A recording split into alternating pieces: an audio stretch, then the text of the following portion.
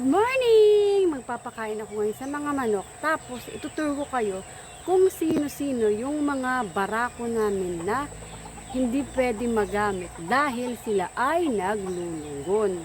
So, ibig sabihin, hindi sila pwede pang isabak. Yan. So, titingnan natin. Pero first, magpapakain muna tayo kasi it's morning. So, may mga gutom na dyan. Ayan. Gutom na yan, di mapakali. So, magbigay na tayo ng kanilang mga pagkain ngayong breakfast time. Oh, eto na. Ito na, tara na. Oh, yun na. Ito kung mapapansin nyo, hindi siya naglulugon. So, okay lang yung kanyang katawan. Okay lang yung kanyang balahibo sa katawan. Maganda to. Madumi lang talaga yung kanyang paa. Dahil maulan, tapos maaraw, syempre yung putik hindi mawawala. So, yan siya. Maputi na parang mayroong pagka shimmering, shiny yung kanyang balahibo. Red face, syempre. Talong red.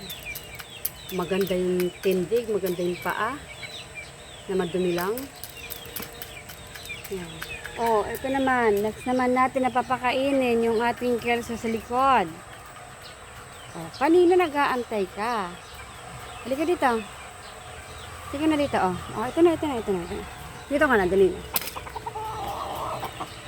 Yan naman ang ating kelso. John Bishop kelso. Maganda, mapogi. Hindi siya naglulugon. So, tingnan nyo mga girls, mga misis dyan, mga girlfriend. Ito yung itsura ng manok na hindi naglulugon. O, diba? Shiny, shimmery, buo yung buntot. Maganda yung pulok. Ayan. Naaano siya sa camera, naaasiwa. Maganda yung pulok, maganda yung tindig. Maganda yung kanyang pakpak. Mamaya titingnan natin yung pagkakaiba nila. Okay, girls? At mga misis dyan, mga girlfriends dyan ng mga nagmamanok. So, yan yung itsura at siya ay lumayo. Umpisahan natin ang palabas kay Macho Guapito. Ayan. Ang palabas ng pagpapakita ng mga molting station. Ayan. Station ba yung tawag? Basta pag molt niya. Stages pala. Molting stages. O. Si Macho Guapito, makikita niyo yung kanyang buntot, 2 piraso na lang. Hindi ito heavy molting. Maghahanap tayo ng manok para makita nyo kung ano yung itsura ng heavy molting. Ito, mangilan-ngilan pa lang yung nababalag. Natatanggal sa kanya. Tapos kung makikita nyo, matanda na talaga yung kanyang mga balahibo. Dry na. Wala nang luster. Oh, ganito na yan siya. Hindi naman yan sabay-sabay sila nalalaglag. Minsan isa, dalawa sa isang araw or kinabukasan pa yung iba. So, ito yung itsura ni Macho Guapito, yung kanyang buntot. Ito yung kabuuan niya. Ayan. Next naman, lipat tayo sa ibang manok. Next natin ay si Chappy. Yung ating lemon. Ayan. Nagsisilaglagan na rin yung kanyang konting mga balahibo. Pero matured na yung kanyang balahibo. Kumbaga natanggalan na ng kanyang luster kinang, yung kanyang pulok. Ayan o, dry na. So yan ang itsura ng nagda-dry at ready na matanggal na mga balahibo niya. Pwede matanggal na yung mga mangilan-ngilan sa pulok niya. Tingnan mo sa may pakpak. Oh, mayroon na siyang nagsisitanggalan. Ganyan ang itsura ng nagmature na or tumanda na yung balahibo. Ayan. Hanap tayo ng itsura ng balahibo na nalaglag kay Chappy. Tingnan natin ito.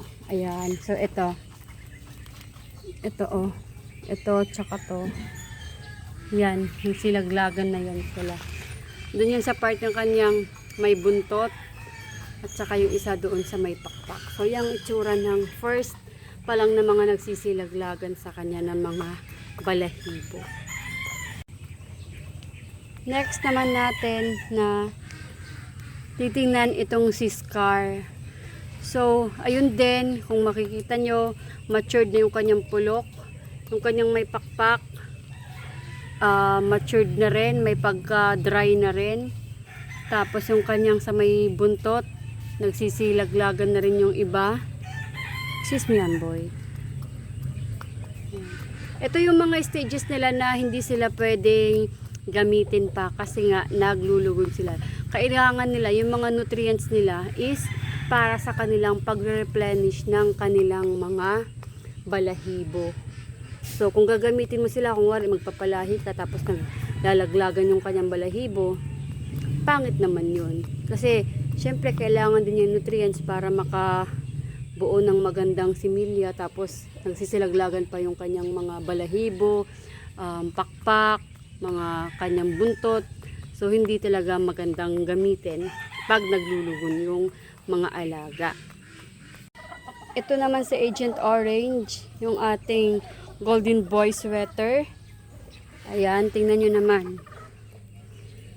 Bawas-bawas na yung kanyang balahibo, yung kanyang pakpak, kanyang buntot. Kumbaga sabay-sabay. Pero hindi pa to considered na heavy molting kasi mayroon medyo mangilan-ngilan pa lang pero sabay-sabay.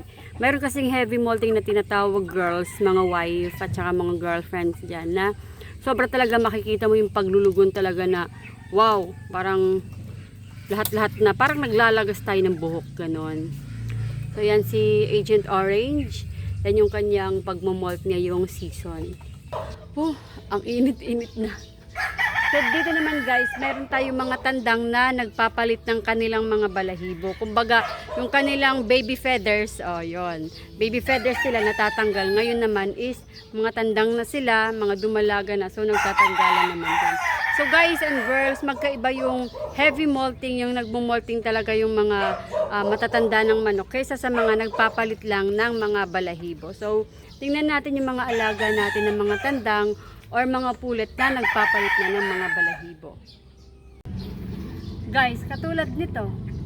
Ito kanyang balahibo, hindi naman to yung nagmumol talaga. Ito ay nagpapalit ng kanyang kumbaga pangbatang mga balahibo at saka buntot. So bitawan na natin to. Alam ko sa kanya to kasi may kulay. Kasi nung maliit pa siya, pinaglalaroan niya yung mga nalalaglag sa kanyang buntot hanggang sa natitikman niya ng sarili niya. Kinakain niya. Pero guys, ngayon okay na yung kanyang banda dito sa may pitan niya. So okay na. Huwag mo natin kalkalin kasi masakit pa yan siya kasi tumutubo nga yung kanyang mga balahibo. Tapos yung kanyang pakpak, ayan. Oops, sorry, hindi na. Siguro nga masakit pa ito pakiramdam niya dahil nga sa nagpapalit pa siya ng balahibo. Ayan yung kanyang pakpak. Ayan. May mga kulay pa sa nilagay namin.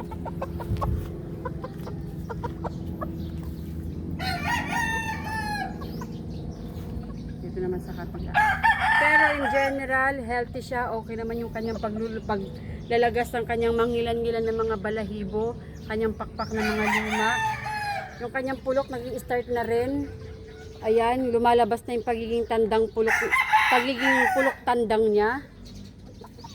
Mabait na sila, anak ni Buttercup. Tapos yung kanyang buntot, mangilan-ngilan na lang nga kasi nga nagsisilaglagan.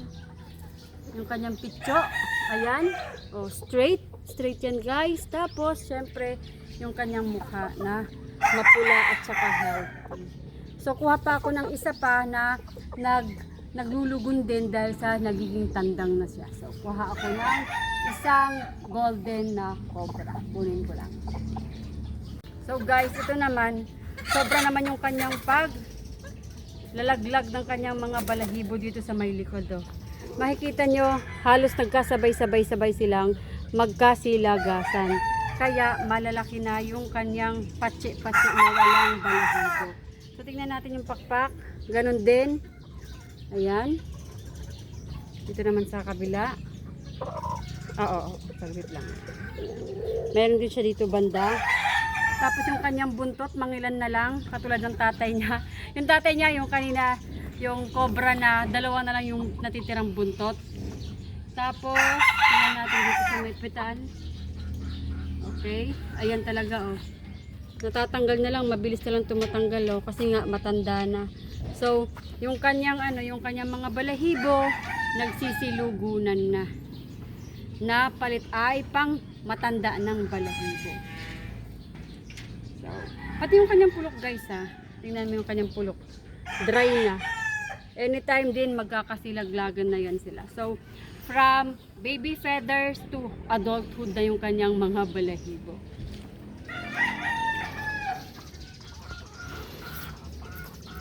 Guys, ito naman ang perfect example ng mula sa baby feathers, naging tandang na yung kanyang mga balahibo. Ito ang aking dark side na lemon. Uy, tingin ko sa camera para makita kanila.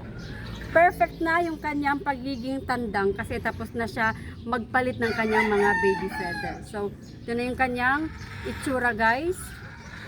Perfect, maganda, makinis. Oh, tingnan mo yung kanyang pulok.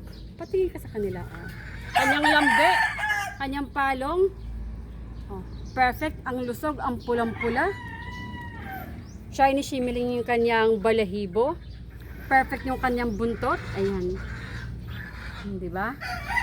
Ang galing. At higit sa lahat guys, meron na siyang short hitch para sa kanyang pagtitrain para malipat na siya sa kanyang cording area na mayroon long cord. So guys, yun ang aking pagpapakita sa inyo ng mga alaga ko na may nagtatanggalan ng mga balahibo, pakpak, buntot hanggang sa aking tandang na lemon dark side.